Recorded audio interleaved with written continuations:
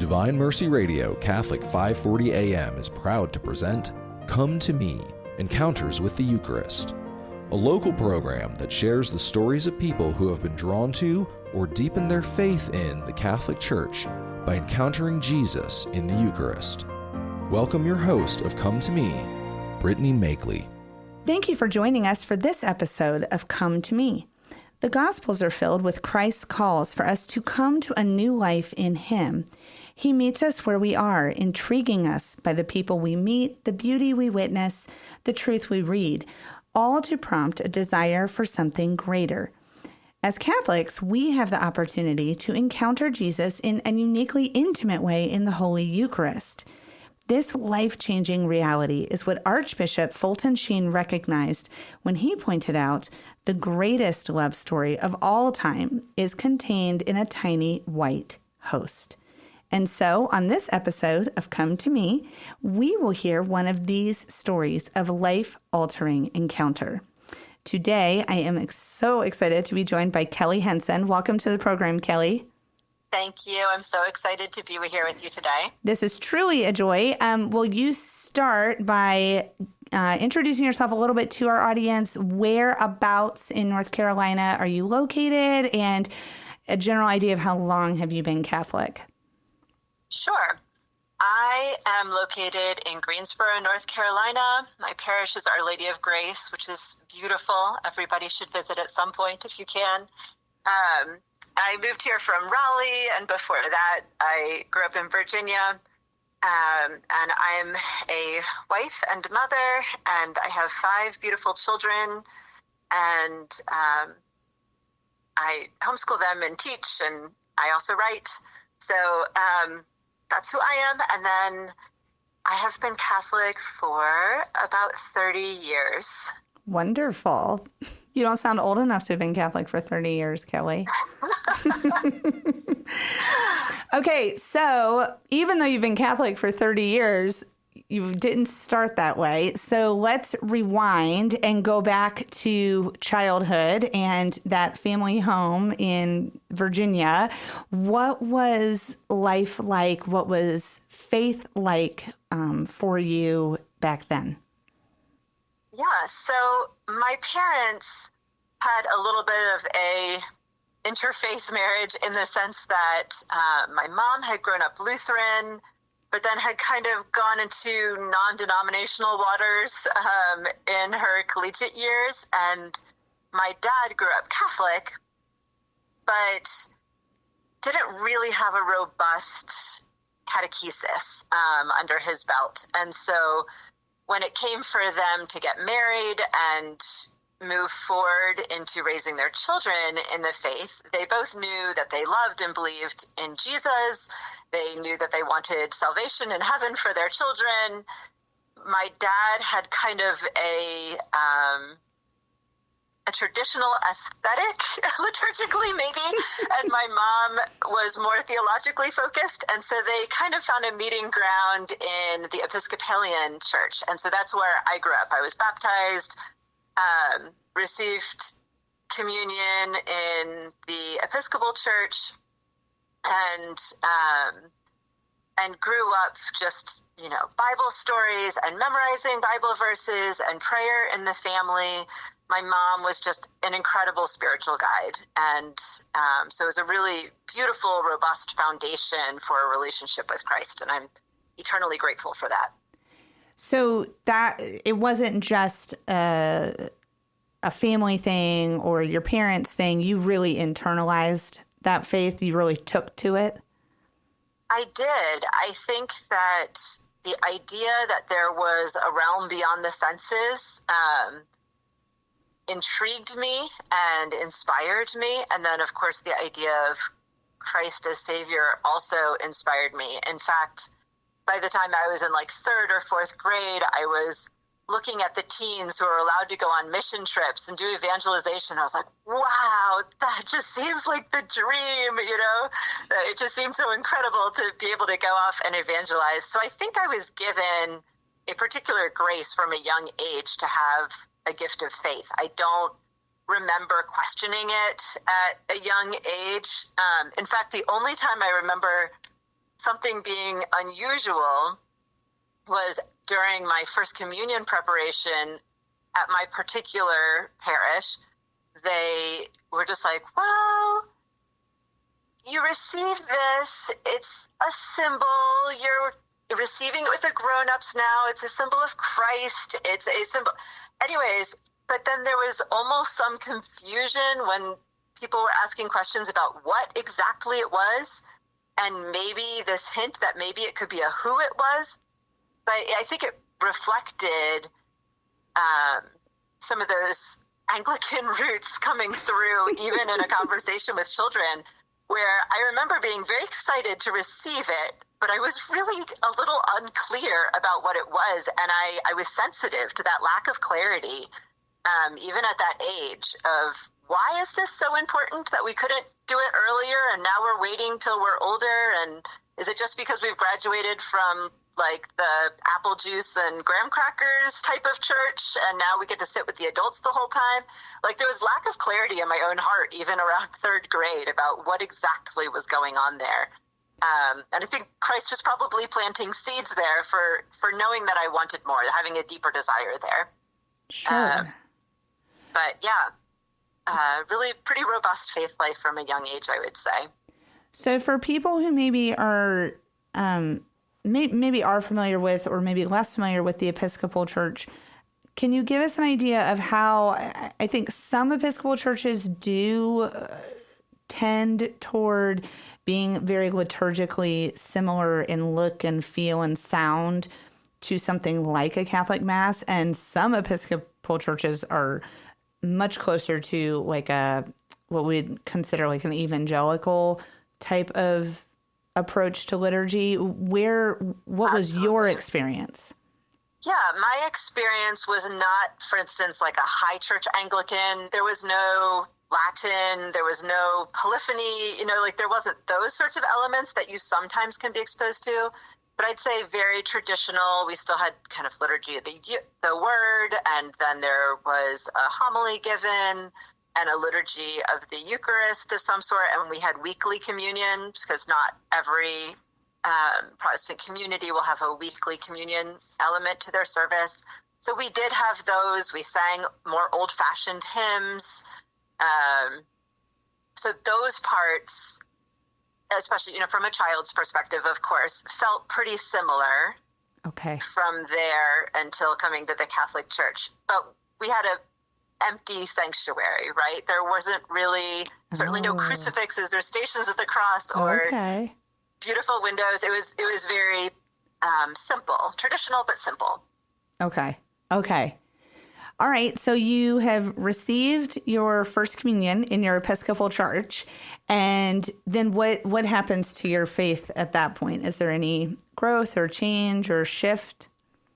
Not really. I would say my mom was the one who really led the way into the Catholic faith.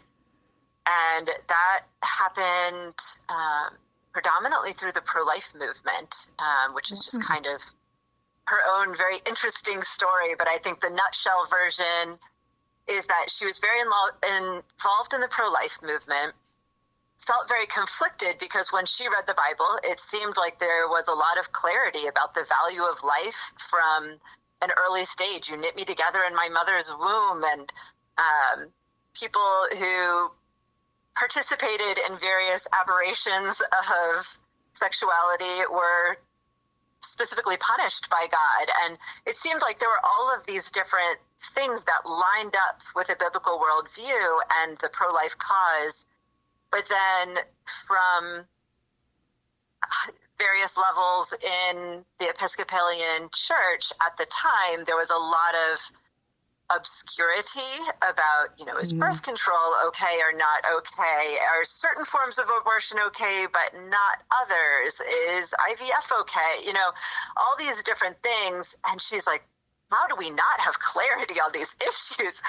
And the people who had the clarity every time she was going to all these pro-life things and the March for Life, my family always went to the March for Life, all these things, it was Catholics. And she just kept encountering these Catholics who had very ready and very biblically based answers for her questions. And she admired their sense of surety, of conviction about what they believed, and the fact that they're like, this is just our church's teaching. It's not up for debate. And she's like, shoot, they're right about that. What else might they be right about? And so some of them handed her Rome Sweet Home by Scott Hahn, and that kind of started her own personal exploration. So a lot of that was kind of going on behind the scenes, and I didn't really know that was happening behind the scenes until about fourth grade. Okay. And so then what happens in fourth grade for you? So in fourth grade, I'm trying to remember the exact timeline, but I know that we kind of visited a Catholic church, and she started talking to a priest there, and this is up in the Arlington Diocese, and we were blessed with some just really, really knowledgeable priests up there. And then I think she started kind of getting my dad on board, being like, wait, you grew up with this, and kind of asking questions, but then really evangelizing him in the process and revealing some deeper desires in his own heart that had never quite felt satisfied in the Episcopalian Church. And he couldn't put words to it explicitly, but he hadn't felt that it was the same. And I think really that came down to the Eucharistic presence and the sacraments, right? That he knew that was somehow not the same, even though he didn't really have that catechetics. So together they decided to explore the Catholic Church, start going, and it was probably during that summer between my fourth and fifth grade year. And I wanted none of it. I was really upset. I was really confused. I was really upset. I was a very precocious child, and even though my parents had been very careful not to be anti-Catholic, because I still had Catholic relatives on my dad's side, especially my grandparents, I'd pick up enough rumors to be like, there's something with their communion, there's something with Mary, there's something about like maybe idolatry. You know, there are these kind of rumors that I'd picked up on, and I was feeling very uncomfortable by the idea of my parents, who had always seemed so secure, having insecurity and seeking. I'm sure that was incredibly challenging for them, because I went from being this child who was like, let's read another Bible story, Mom, you know, or like that type of thing, to just being totally resistant, just closed body language, not being receptive at this new church. I was mad because I was like, they probably don't have a youth ministry with like cool missionary trips, which gets later into my story, which is funny. God has a great sense of humor, knowing that I would do mission work lots of places later on in life. He's like, don't worry, Kelly, I've got you. The Catholics have missionaries too. But, you know, my fourth grade mind, right? Or rising fifth grade mind. So I think that was very challenging for them, but to their credit, they were really persistent in just pursuing their journey and saying, Kelly, I promise you it makes sense. We are here for any questions that you have. And kind of trying to give me some little explanations along the way. I was shutting them out pretty hard, though. They were starting to pray the rosary at night, and I was not participating in family prayers. I was not learning the prayers. My little sisters were. And, so there was just this tension in the home because everybody was on this train, and I was mad about it. Oh man. Well, and it's a lot because, you know, you had talked about how you were so excited to receive, you know, to finally receive communion, and you were sort of graduating to the adult world, and now the adult world is changing Right? very, very quickly after you have gotten to start being part of it. Exactly. And I felt like I was on the brink of something really grown up in my relationship with Christ. And now this was like, for me, it was almost like, are my parents questioning their relationship with Christ or changing who he is? Or like, I probably couldn't have formulated questions with that level of clarity. But yeah, it was very confusing for me, and these new traditions coming into the home and this different relationship with Mary, and I didn't understand that. I really think that it came down to a signal grace I literally was just fuming in my room one day, because apparently God can speak to you anywhere. And I was just like, what is going on with all of them? And then I suddenly was like, Jesus, his mom was Mary. And he probably loved her a lot and spoke to her every day. And if Jesus did that, it probably isn't bad for us to also talk to her. I mean, I believe she's in heaven. It's not like I believe that she's someplace that's not heaven. And so I believe that her, I don't know. I started putting these pieces together. Okay. And went to my little sister, who I never humiliated myself in front of. I was like, hey, Erin, would you teach me the Hail Mary? And she was like, Mom, something's wrong with Kelly. What a good sister. I know. She did start to kind of walk me through it. And I had an openness from that point on and started asking questions instead of just being resistant.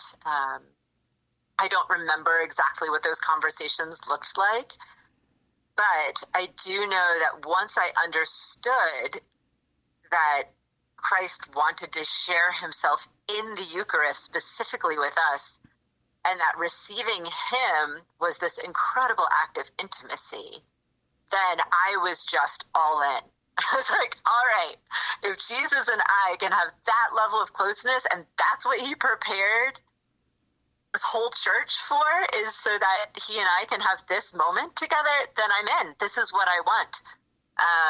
We had a private First Holy Communion, and I received my first confession immediately previous to it.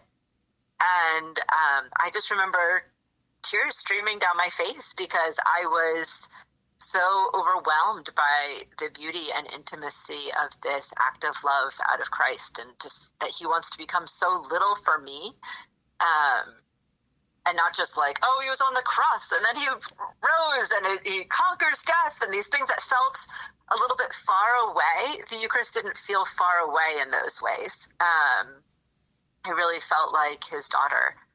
And I think that was just the first of many steps of Eucharistic encounter for me, where Christ helped me see myself more clearly, see him more clearly, specifically through encounters within the Eucharist. So I'm eternally grateful for that, because I do think that was a particular signal grace. So if anybody listening is exploring the church and has resistant children, play the long game, because God's grace is definitely sufficient. Well, and I do think it's very beautiful, in a lot of people's journeys towards Christ, there tends to be more often than not a special reaching out from the Blessed Mother to us, almost a kind of handoff to here. Let me walk with you. Let me bring you. My son is here. He's waiting. Let's walk towards him together.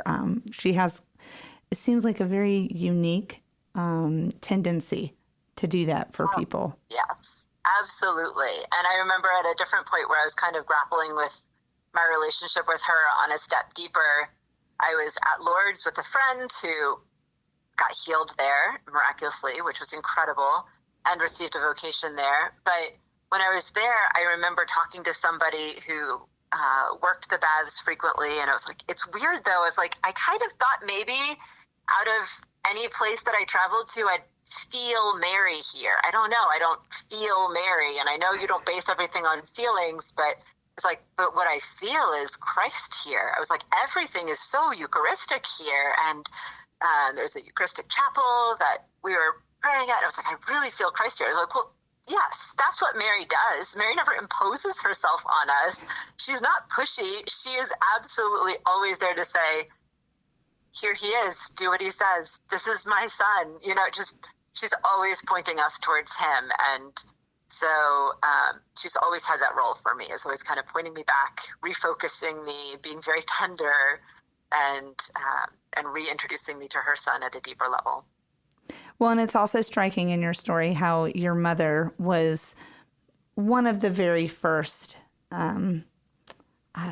sort of points of connection for your family to come to the church, that Christ would have called your family and given your own earthly mother that particular role, and then also given you that beautiful relationship with the Blessed Mother.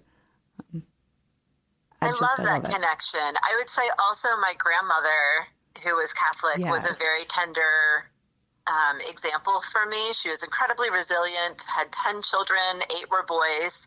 Wow. So there's probably a really high throne in heaven for her someplace. And she was just so, I don't know, she was just such a loving example of Christianity to me through my whole life. And so I actually asked her to be my confirmation sponsor a few years later, because she also, just through her gentleness, I felt had always pointed me towards Christ and towards authenticity. And she was just very patient with the whole process, patient with my dad as he grappled with faith, and patient with my family as we were coming in and starting to ask more questions. And it changed our relationship with her then, that we were going to church with her sometimes, or we're praying with her differently, willing to pray the rosary with her. She would always go down to a little bench next to the Bay house that they had where they invited family and pray her rosary in the morning. And so when we were starting to be welcomed into her own devotions, that was also a really powerful example for me. So yeah, a lot of beautiful maternal accompaniment. I love that so much, that you got to live those devotions with your grandmother, because, I think it's a little bit of a true but running joke in, Catholic circles, that if you've got a Catholic grandma praying for you, that you're pretty well set up for success. Like those Catholic grandma prayers, they really have a particularly potent line. It's certainly a good boost. Yes. And at the very least. But I think for a lot of people, the fruits of a lot of that prayer come much, much later.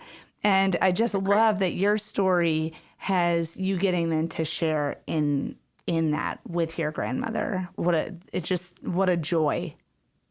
Yeah, she was so great at that quiet example. For instance, any of her grandchildren who received Catholic sacraments, she didn't do a lot of traveling in her older years, but she was at every sacrament. And she had like 40 grandchildren or something. I don't even know. But if you received a Catholic sacrament, Grandma was going to be there. And, that's amazing. So one of the last times I saw her, actually, makes me tearful. She traveled all the way down to North Carolina from Maryland for my son's baptism. So it's a really special memory.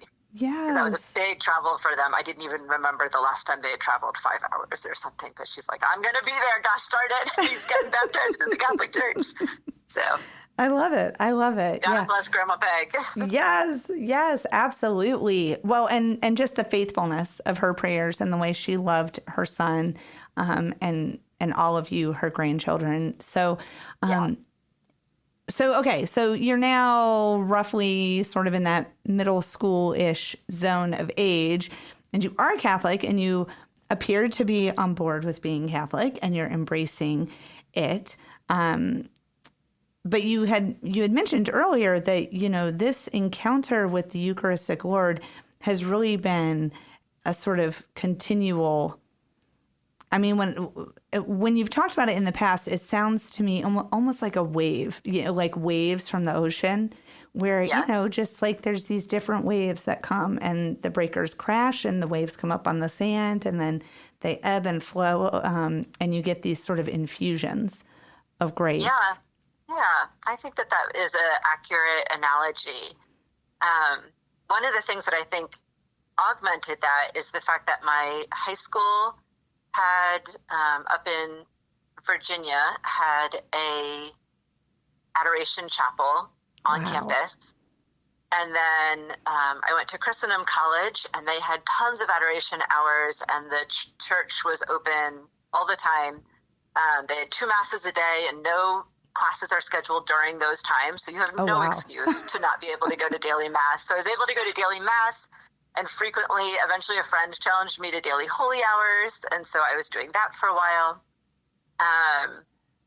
I joined Focus, Fellowship of Catholic University Students, and we do daily Mass and a holy hour as part of our daily routine there for 2 years, to just kind of be that foundation for our work with students on university campuses. And then my first job after Focus was at St. Thomas More Academy in Raleigh that also had a chapel with the Eucharist. And so I had this incredible blessing of, from high school until all the way through the birth of my second child, I literally had daily access to go and spend time with our Eucharistic Lord. And I did so for most of that, to make a daily habit of being in his presence, even if not in a monstrance or, necessarily always in daily Mass. Though I had daily Mass for like 6 years of that also, and twice a week or once a week also. But that exposure was so key to being able to form those habits of always running to Jesus. When I had any sort of junior high and high school drama that was going on, I was able to run to Jesus. When I had discernment about where I was going after high school, I was frequently back at his feet. And so that became just like a place of centering for me. And I think Christ really planted a lot of seeds during those years that would bear fruit in harder years ahead, where I didn't have that same access, where I was deep in the realm of little people and beginning to homeschool and, all of these things where it felt a little drier. And it was like, wow, how do I even find time for prayer, Lord? I think that time with him in adoration was essential to who I became as an adult. So that was probably some of the signal graces during those tumultuous teen years. Oh yeah. Well, and there's a lot of change in those years, and a lot of decisions that have to be made, and discernment, and a lot of temptation. And, like you said, that was really a remarkable convergence of life scenarios that always put you so close to Jesus. But I think you also offered a good reminder that, obviously we have adoration chapels here in the Raleigh area, with 24/7 exposure of the Eucharist for people to go be with Jesus. But even that is not, it's not necessary to be the only access or time. If you can't make it to an adoration chapel, be in a church with a tabernacle. Yeah. If you've got a red light, you've got Jesus. There you go. Yeah. And yes. I think a lot of us maybe forget that, or feel like, well, if I'm not actually in the adoration chapel, if I don't actually see the host. But you offer such a great reminder that Jesus is always there in the tabernacle, and he's always waiting. Yes, absolutely. That image of the apostle sleeping while he's in his agony, like, that's always struck me as just like, all you need to do is sit with him. You don't have to have the perfect words. You don't have to come with strength. You don't have to come with anything. All you have to do is offer your presence, and then that's enough for him to be transformative. My husband jokes sometimes when we're discerning as a couple together, he's like, God's louder with you than he is with me. He's like, tell me what he tells you, because he seems to be louder and faster with you. And I was like, I think it's just because I had that grace to listen longer. I just had that grace to be able to have lots of opportunities for just sitting, just listening. Also, probably because God's like, you don't have a lot of time. So let me just give you a strong push in the right direction, because I know otherwise you're going to get frantic. So, but I think that's also but again, that is another good reminder for us that, in the same way we learn the voice of our different children, I'm sure you, like me, a lot of times can decipher which child is calling for you from outside or upstairs or whatever. And that's because we spend so much time with our children. Or, back in the old days before you had a cell phone with caller ID, the phone would ring, you'd answer the phone. And, how many of us knew the person on the other end just by the sound of their voice? And in the same way, the more time that we spend with Jesus, the more time we spend listening for his voice, then we are able to hear it. Yeah, and I think he speaks to us so strongly as well through even the words of the Mass as well, which we sometimes don't always think of. We're like at that moment of communion, it's a Eucharistic encounter, but that you're really in his presence through all of it. And he's showing up first as the Word of God. And so often one phrase can be enough to be transformative. I remember early in my motherhood kind of coming to terms with some difficult pregnancies and just feeling a lot of brokenness, maybe even a little bit of distance from my own body, trying to figure out, like, how is this still me? And even though it's beautiful and all these things. And I remember at one point in the Eucharist hearing, Christ took bread, he said the blessing, he broke it, he gave it to them and said, "This is my body given up for you." And I had this realization that, gosh, I have been so blessed, so blessed. God has given me incredible foundation in my family, in my faith, in many of the teachers and mentors that I had, now in a strong marriage with a wonderful man. But now I'm broken. And the Eucharist too was blessed and then broken. But then it was the idea that that's not the whole story, because then it was given also. And so God was like, this is part of that process. You are going to feel broken, but you're also going to be given. And then the resurrection happens through that process. And so I too could kind of say to my family, this is my body given up for you. Not in the same way as Christ, of course, but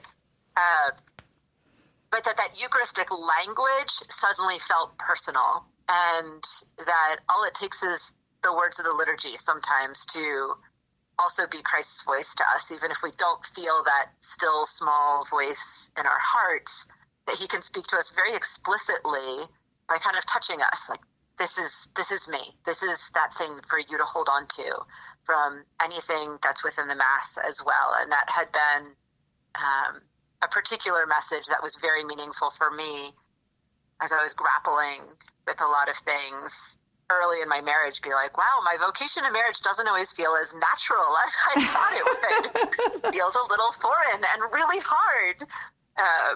He's like, yes, that's intentional. It's fine. This is part of my blessing for you. This is part of my breaking. This is part of my giving you to others. And that's fine. And it's meant to be.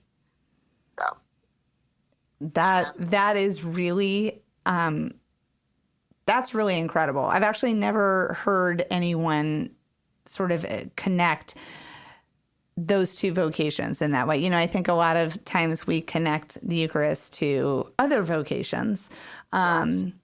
But we know that all of our vocations are created by God, specifically given to us as a means of bringing us to more full life in him, to be more like him, to be closer united to him, to ultimately be perfected with him in eternity. And what more intimate way does he call us, teach us, touch us, draw us here on earth than through the Eucharist? Absolutely, because the whole thing is the language of love, right? Vocation is the language of love. Eucharist is the language of love. That's that's the string that unites all of it.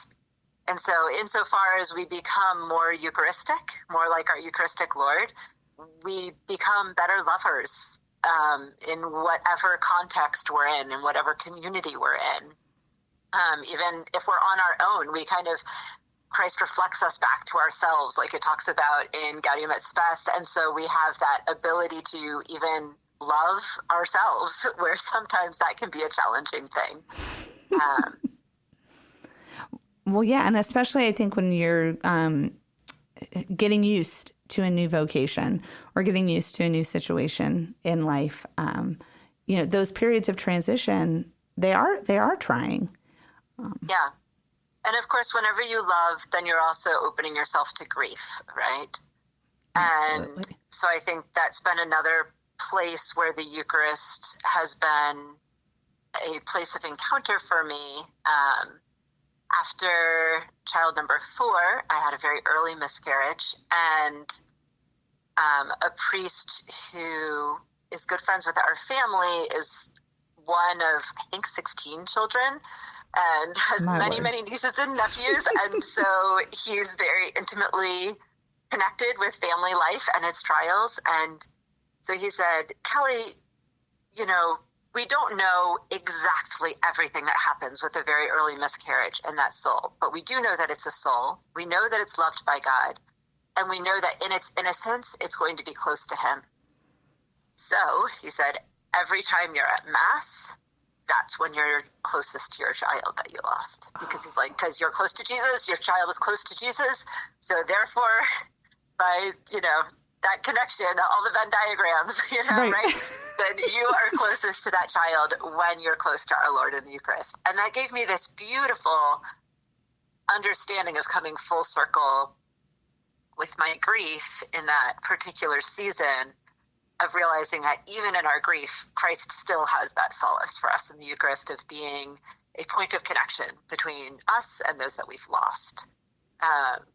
Because he knows that love and loss also go together, or love and grief and vulnerability all go together as well. Well, yes, because the resurrection came after his passion and death. Absolutely. And you and I, we have a mutual friend who is far wiser, I think we would probably agree, than either of us. And I remember her telling me in a similar moment of grief that, when we are conscious of trying to draw closer to Christ, and when we are, when that is our goal, he will say yes to that, and he will draw us closer to him. But to be close to Christ is to embrace not just his glory, but also his suffering. And so the closer we draw to him, we will be drawn into both the grief and the glory. Yes, absolutely. I had the great privilege to speak at a retreat, the Cherish Retreat, this last weekend, and we were specifically looking at how Christ encounters women through the lens of anxiety and mercy in the Bible. And it was such a beautiful opportunity to just speak with these different women, all the different places that they are, the different places in their journeys with Christ and with their families. And the truth that comes to the surface through that was that Christ was compassionate with women every single time. Sometimes actually it was pretty hard on the guys, but he was always compassionate to the women, especially anxious women. And as at the end of his life, we see there are more of his female followers than men at the foot of the cross. And then we have Mary of Bethany, who's frequently called like the patroness of Eucharistic adoration for wiping his feet with her tears and the perfume and her hair. And she's the first one at the tomb. And he reveals himself to her. And he starts with, woman, why are you weeping? Who is it that you seek? And there's that connection between when we, not just as women, but as Christians, as humans, when we are vulnerable, it is specifically because we're looking for our Savior. We're looking for healing. We're looking for that Lord who can be King of the entire universe, but he can also be as small as the Eucharist so that he can encounter us. And he sees right through our grief and to our true need of connection with him. And so I think that he even ties his own resurrection to our weeping, to our sorrow, and desires to bring us through that to heaven. But you can't just jump to heaven. You can't just jump past the cross and past the tomb and right. past the patience and the waiting and all of the things that unite us closer to him, as much as we might like to. Well, and that honestly reminds me of way back at the beginning of our conversation when you were talking about your experience receiving First Communion as a child in the Episcopal Church, and that kind of question of is this a what or is this a who? And that there was a little bit of that implanted on your heart, this seeking for a who. Yes. And absolutely. I think we all are made with that. We're person-oriented, right? Yes, we're made for that. We're made to look for a who and not just a what to do. And I think that's so much of moving from the old law into the new law in the Bible is moving from, these are kind of what you do. And of course, there was something of a personal relationship there in the old law as well, but that was very much deepened in the new law and extended to women who didn't really have specific prayers that they said in ancient Judaism and specific religious practices beyond cleanliness, not to the same extent that men did, but it was extended to women, it was extended to Gentiles, it was like Christ's mercy just flowed out. That the Sacred Heart is an image that's special to me. Tying back to my grandma, I found her childhood image of the Sacred Heart in my basement after we converted, and it actually had been my great-grandma's too, and has her name on the back. And I found it, and I was like, what is this? I don't even understand it. Why is his heart out of his chest? But I love it. And that image has continued to be a poignant one for my spirituality. That image specifically is still hanging in my home, but also the thing that the icon represents, right, of Christ as having a bleeding but also transparent, vulnerable heart that is inviting us into it. Because he wants to be very expressly a who for us and not a what.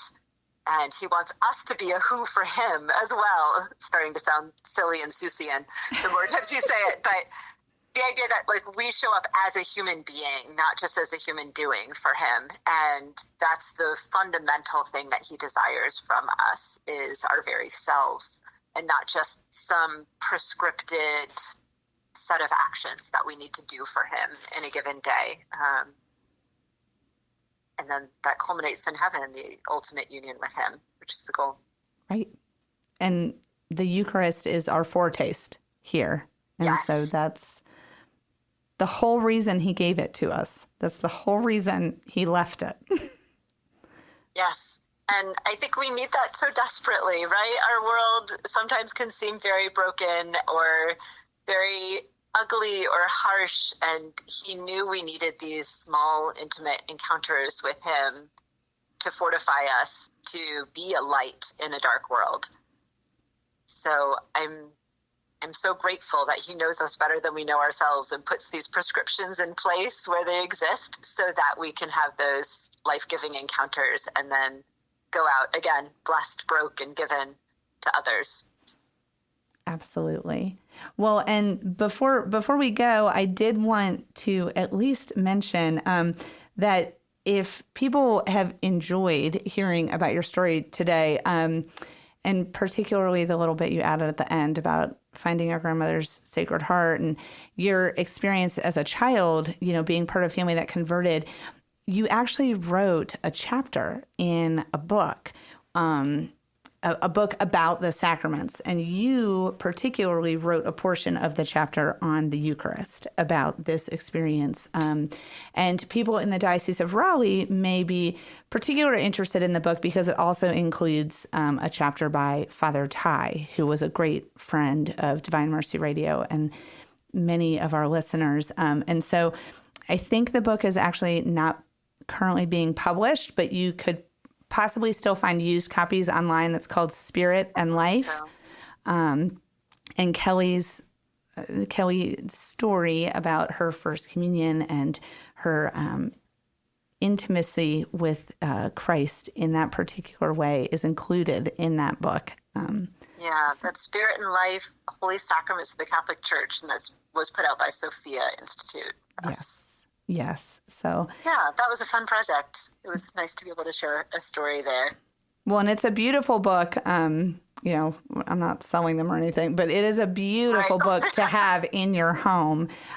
So I highly recommend it. It goes through each of the sacraments with a lot of depth and beauty. But Kelly, I just want to thank you so much for taking the time. I know you're a very busy lady, and your children are all, very in need of you. And I really appreciate you putting them in someone else's care for a little bit of time so that you could share your story with us today. I know that your witness of intimacy with Christ in the Eucharist is really going to encourage other listeners who are on their own journey toward deeper encounter with Christ. So thank you so much for joining us today. Absolutely. It was such a joy to talk to you and a pleasure to witness to the ways our Lord has worked in my life. All the glory goes to him for sure. Absolutely. Before we go, I also want to thank our amazing production team here at Divine Mercy Radio.